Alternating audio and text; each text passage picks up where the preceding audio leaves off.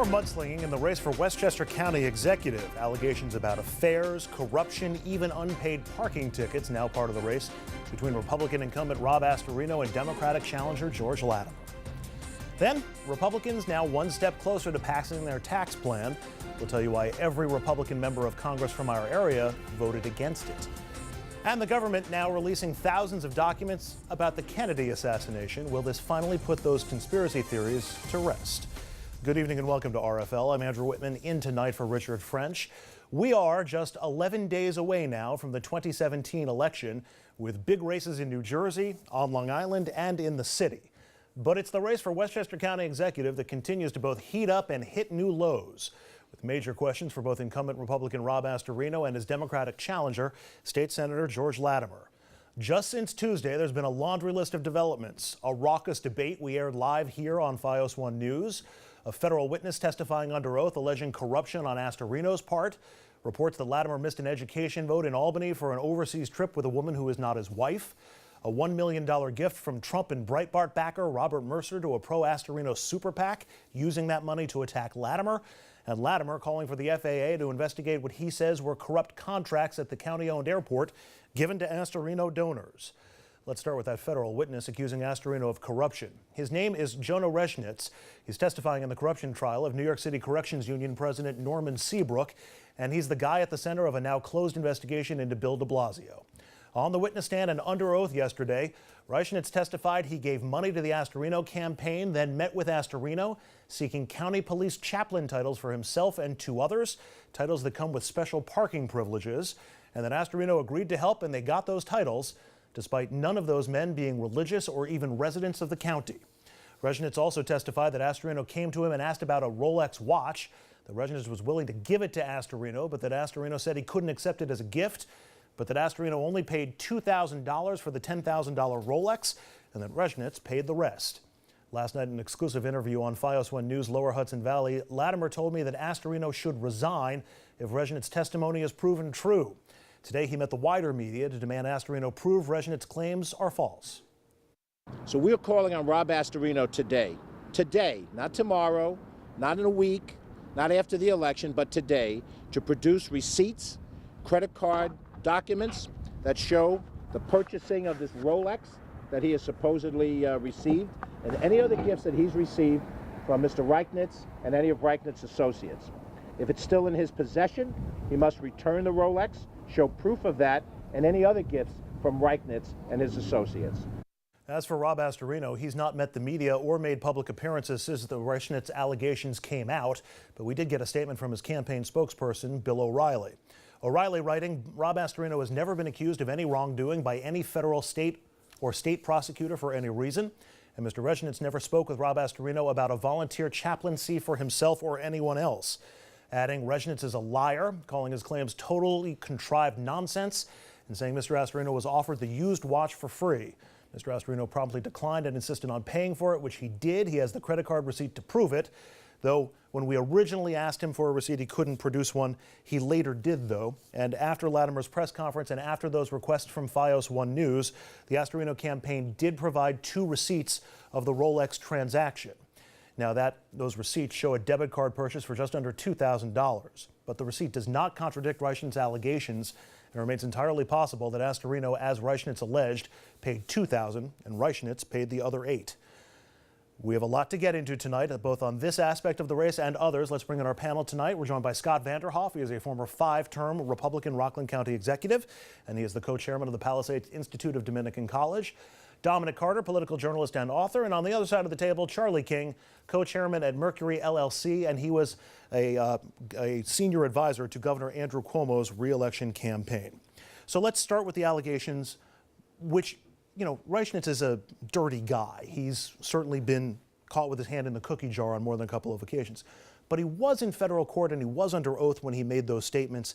How much credence, Scott, do you give to them, and how tough of a spot do you think this puts Astorino in? Whatever happened to discussions about taxes and economy and jobs? Welcome to the race for Westchester County Executive, Scott. What happened to that part of the... I don't trust the guy. I mean, he was under oath, but he has a tendency, based on what I've read, to exaggerate his importance, to exaggerate where he's been, to proclaim all these different things. People call him a liar. I mean, it's just hard to tell the truth. I just can't imagine that Rob Astorino would have taken any kind of special money from this guy. As to the jobs and other things, I don't know, but I tend to side on the Astorino camp on this one. Charlie, Mercury does a lot of work with a lot of different candidates. What advice would you give Rob Astorino in the face of these allegations? Well, I would never be in a position to give him any advice on this at all. But look, we're all live in Rockland. There's a reason. I'm a Democrat, but I'm glad to have lived in Rockland when Scott was the county executive. And you can't credibly defend Bob Astorino on this. Reshnitz gave him $15,000. Let's start with that. That's the campaign money, right? Campaign contribution? I'm sorry, gave him $15,000. They became chaplains. They don't even live in Westchester. You can't credibly defend him on that. Never would have happened in Rockland, not on your watch. Astorino calls the guy basically a scumbag, but he took his money. You can't defend that either, right? You don't trust him. He's a witness. He's a witness here under oath for doing all these terrible things. I feel badly for you because you've been put in a very bad situation defending something that is essentially indefensible. Wouldn't happen in Rockland under your watch as a Republican. It's happening in a very bad campaign. The reason why we're not talking about taxes is because what's happening in Westchester right now is you've got a very bad guy who is the county executive right now, who's in a very bad situation. Doesn't even have the courage to stand up and talk about these things. Well, the entire campaign has slid into the gutter, and we'll get into allegations against George Latimer in just a second. But Scott, I want to give you a chance to respond to that. Well, just to Charlie's point, I mean, just take a step back a second. De Blasio has been accused of similar types of things. De Blasio was under federal investigation for years, and they found no way that he would be indicted. My question then is, and he's denying what this guy is saying in court as well. So my question is, where does the truth lie? I mean, if de Blasio, who was under investigation for similar kinds of accusations by this guy, and was not indicted and still there and running for mayor. Fair question. That's a nice, cute pivot from talking about Astorino. I appreciate it, and I get it. Nice point. We're talking about Astorino right now. What Reshnitz said was, I'm coming into Westchester with $15,000 to become a chaplain because that helps me get out of trouble in Westchester if I need the police. That's what he said he wanted to do. You just said you don't like the guy. He got what he wanted. If you're telling me he didn't get what he wanted, I'd like to hear you say that there's something that I'm missing in the story. Charlie, why do you ignore de Blasio and all of that? I mean, because we're talking about Astorino. So we're talking about testimony in a trial, and whether we're talking about a witness and whether the witness is telling the truth. That was the question. We're not forget Astorino a second. Wait, let's stipulate that everything he says about de Blasio is correct. Stipulate to that. Now let's get to Astorino. Yeah, but I stipulate to de Blasio. Now let's get to Astorino. But the federal I just prosecutors stipulated to de Blasio. Now let's get to Astorino. My point is this: as to truth, the issue is as to truth. Is he telling the truth on the witness stand? I suggest to you that he has said something there that de Blasio has categorically denied and has been investigated about. Do we agree he's a bad guy? Which one? Reshnitz. I think everybody does. Yes. Okay. Do we agree that he gave Astorino $15,000 or $25,000? Well, I mean, that's what they report. I don't know. Right. I personally don't know. All right. We agree the guy's a scumbag, and he also became a chaplain to the police under Astorino, correct? And he has a history of lying. Is that correct? No, but he did get the money, though, right? I think I see where we're going with this, and I do want to get to the allegations against Latimer, but Dominic, I want to give you a chance to sound off on this, just your impression of what you're seeing. What do you make out of all this? Well, one, when you testify under oath, that's a game changer. And so his character, Mr. Resnick, may not be the best, so I'm splitting the hair of what both of you are saying, but Mr. Astorino, based on what I know of this, has a problem, and he needs to run out the clock and get to election day real fast. Well, and doing that might entail throwing as much dirt on George Latimer as he possibly can. And as we move on from Rob Astorino's headaches now to those of George Latimer, and his questions focus on his personal life. The Post echoing a conservative-leaning Westchester blog this week, reporting that Latimer skipped a state Senate vote on education funding in April to travel to London, and that he reportedly did so with a woman who is not his wife, but rather a New Rochelle City Court judge. I asked Latimer this very question in our exclusive interview that aired on FiOS 1 News Lower Hudson Valley last night. I think that there are issues that have been raised, attacks that have been raised against me that fall within the governmental context. And so to the extent that those things involve my public life, I'm happy to answer them.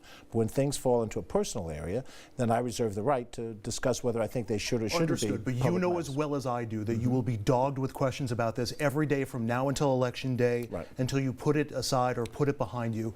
I'll give you another opportunity to do that. Look, I think I'm happy to discuss any of the substantive issues that we have to discuss. And that's really what my purpose is in running for public office. And he still hasn't talked about it, and there's more today. The Journal News today reporting that Latimer's car registration was suspended for failing to pay about $1,400 worth of parking tickets. Latimer says he's paid some of the fines and hasn't used the car since the registration was suspended. Add on top of that the allegations that he hasn't paid the back taxes on his house in Rye that was in his mother-in-law's name until she died. And we're starting to get the pile up on this. I'll go in reverse order this go around. Dominic, what's your take? And should Latimer just answer the question about his personal life to put it behind him? Well, my hunch says, as a 30-year journalist, that he can't answer the question. And you already know why he can't answer the question. He's in a position, too. Well, let's put it this way. If you think it's nasty now, wait till a week from now. The stories that are going to, it's all-out warfare between these two because you're dealing with the race.